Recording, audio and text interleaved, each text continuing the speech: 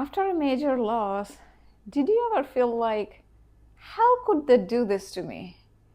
They knew everything about me, what was going on. Even then they did that. How could they do it, right? So if you have lost your job, or you had a breakup from a long-term relationship, or divorce, I hear you. Because I had both of them happening at the same time. I lost my job and lost my marriage in the same month. So I hear you. I understand where you are, especially if you're in the beginning phase of the journey. It is very hard. It is very hard. Now, after walking that path for a while, I have reached the light. I see the light so bright, and that is why I try to help other people to inspire them to keep going, because there is a light. The light is so bright, but you just have to keep going. And the journey in the beginning is so hard, but trust me, over time it gets better. It gets better. So today we are going to be talking about forgiveness and why forgiveness can set you free and how it can set you free. And I also will share a couple of tips. I have other videos where I share about how to forgive somebody that you want to, but you can't forgive them. Also, you feel like they don't deserve forgiveness, right? So I'm going to share some of those tips towards the end. But first, why do you want to forgive somebody, right? Especially if you think that they don't deserve it. Remember this. Forgiveness is not about them. It is all about you. It is all about setting yourself free. So after things fell apart, a little over a year and a half ago, this November, it'll be 2 years. First few months, I was like a zombie. I will tell you, I did not think about forgiveness. I didn't know how to forgive. I didn't even want to forgive, right? Because I felt that they did not deserve it. After several months, when my zombie state, now when I say zombie, I don't really mean zombie, but you know what I mean. Like, I didn't like the TV shows that once I used to think that, oh my God, I love this show and I can't wait for the next episode. I just couldn't even care less to watch this show. And when it comes to eating, I had a little issue. I did have some chips and stuff like that. So if you have seen my videos over time, you would see that I was actually I had a little more weight on me. But anyway, it's getting better. Coming back to the topic, so some people have that with the eating. It's sort of like a depression, sadness, where you don't want to eat and stuff like that. So you feel sad. You just feel the sadness, grief, anger, and all of this kind of goes in cycle. All of this goes in cycle. But until you forgive somebody, the person or that workplace or something that created that intense pain for you, you cannot let it go. Because forgiveness, the frequency is just like shame and guilt and not letting go. The shame and guilt has a frequency level of 20, and you keep going up, and the reasoning, even anger and reasoning, is also beyond shame and guilt, and slowly you keep moving up, and then you reach to peace, joy, self-love, and then the enlightenment. Peace is right next to enlightenment, and joy, love, all of those. So to reach to that, you have to let go, because when you don't let go of something, you hold so tight that no longer serves you, and you don't forgive. It is just like feeding the shame and guilt within ourselves, because forgiveness, that negative emotion sticks to our body, even though your mind wants to go, because your mind, that is over. You want to go further. But what ends up happening is that your body holds it longer, because our body is the subconscious, right? So when something is in the subconscious, it does not want to let it go because it thinks that the familiarity of the pain is better than the peace that might be in the unknown, right? So what you want to do is, first, at least it worked for me. For some, it may work, for some, it may not. But I'm a living proof. You can see my journey from 2024 till now. I have this daily journaling that how these things helped me, the gratitude practice, mindfulness. And so the forgiveness, it's not overnight. That is the whole thing. Everybody wants a magic pill. There is no magic pill. We got to work on ourselves. So first, when I practice the forgiveness, and I wrote about this on the blog also. You can go to my website, midlifereinvention.co, and I wrote about this blog. So if you want to linger the thought and read about it, the similar type of version, a little bit more or less, is also on the blog post. So the first, I used to get up in the morning, and then even before getting up, just as soon as I would wake up, right, I had this intense pain, this emotional pain. And I'm like, where is this pain coming from? It is not in my body, but it is the body's way of telling the subconscious, right, that, oh, that future that you have planned and all of this that you have planned is now not there. You don't know what's going to happen, and you have this intense emotional pain. So that's what I was going through. And then after a few months, after I did the gratitude, mindfulness, and a lot of other practices, like going to the community, going to church, that type of thing. I made sure I surrounded myself with the right people. That is like absolute key. And then, I just started with this. So it's like a 3-step, right? You just start with the intention that I want to forgive them. I remember I said it to myself, I forgive them, like with keeping God in my mind, that I forgive them. But guess what? I actually did not forgive them. Trust me, I could not. I wanted to, but I could not. And that's the thing. The first thing is just the intention. Forgiveness is a process. It does not happen overnight, but first, making that intention, right? So it's almost like, think of a heavy backpack you have carrying like 10 different big rocks, and each one is like 10 pounds, 100 pounds you're carrying on your back, right? That is like unforgiving. And then you're walking with that. You won't be able to go too far because the past is pulling you, the backpack is pulling you. I just came up with it, but anyway, I didn't think about the backpack because it's not on the blog. So anyway, so what happens is, it's the intention that, okay, I want to release that heavy bag, right? Because before you do that, you want to like think about it, that, that's the awareness that, okay, I'm carrying this big backpack.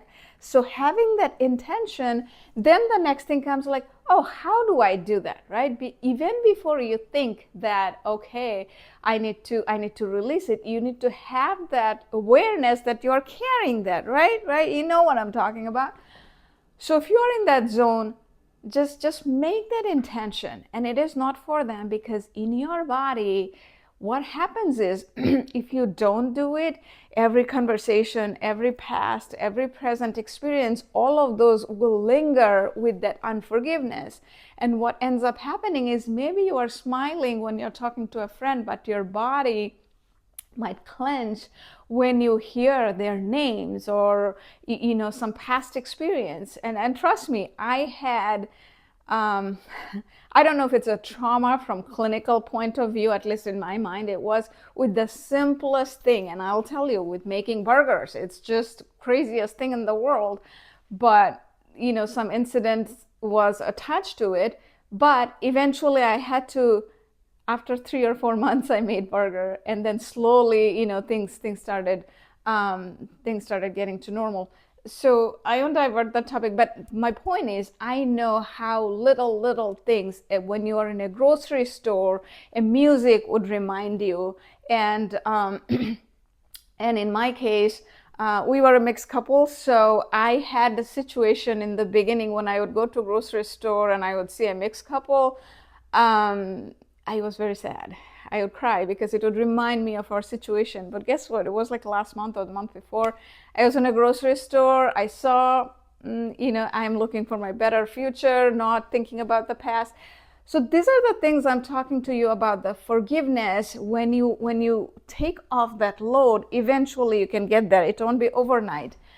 So first the intention, because or else every experience that you have, it will keep, circling you, your emotion, your speaking, your thinking, everything will keep circling around unforgiveness, and then the staying in that spiraling down zone, right? Shame, guilt, even though you're not thinking directly that the shame and guilt is attached, but it is the similar type of frequency. And I'm not saying it for myself. I looked it up. I do a lot of research behind this before I talk about this stuff. So you want to let go, you want to forgive. It is all for yourself. It's not for them. So now the second point, this is the hardest thing to get our head wrapped around. Literally saying it to yourself, and sometimes you can even write it down, that I am forgiving that person so that I can live free. Right? You can write it in your own way. I'm forgiving that person because I want to live free, and I don't want to carry this big bag with me full of big rocks, right? So what that does is it tells your mind that yes, it is, because sometimes one is the intention. With the intention, you are aware. Second is like you are literally want to put it down. So you're telling your mind that, hey, you have to put it down. Only then you will be free, right? So then it starts taking action. And saying that, even you can write this down when you write that you want to put the load down, is that it does not mean that you are letting them free. It does not mean that you're letting them free. Whatever they may have done, something wrong to you, you are not letting them free, because you are forgiving them in your mind. You don't have to go say to them out loud, oh, I'm forgiving you. I mean, if you can do that, great, right? In my case, I've done that. I don't know if it meant anything to them, but it meant a lot to me. Trust me, it meant so much to me. It meant so much to me. So anyway, because that's a braver step. If you can do that, great. That will make you even more free, because then there is nothing there. You just cleansed yourself, right? So, but start small, write it down, that it doesn't mean that you're letting them go with anything wrong that they have done. But you're setting yourself free just by, putting that load down. Now, how do you do that? A lot of time, even after that, we know that this is good for us. I have clients who told me that they know it is good for them, but they just can't. They just can't, right? So a couple of ways, and there are other videos on the channel that I share things around that. That one is thinking that people can't give you what they don't have, right? You have heard that if their cup is not full, they can't give it to you, because their cup is empty. So we all grow up in different kind of environments, our childhood and people, our surroundings, the work that we do and things like that. There are a lot of things goes around us. And so if somebody, if they could give you that, whatever that you are looking for, they would have. Our normal human tendency is to help someone else.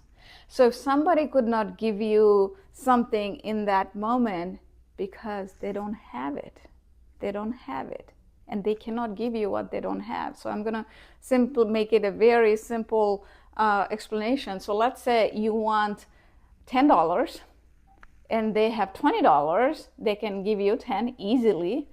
If somebody has $5 and you still want 10, they can give you 5, not the whole thing at the same time. Now the third person, they have nothing and you want $10. They can't give you, right? So I know the money example doesn't really align with it, but the point is, if you want something, they don't have it, they can't give it to you.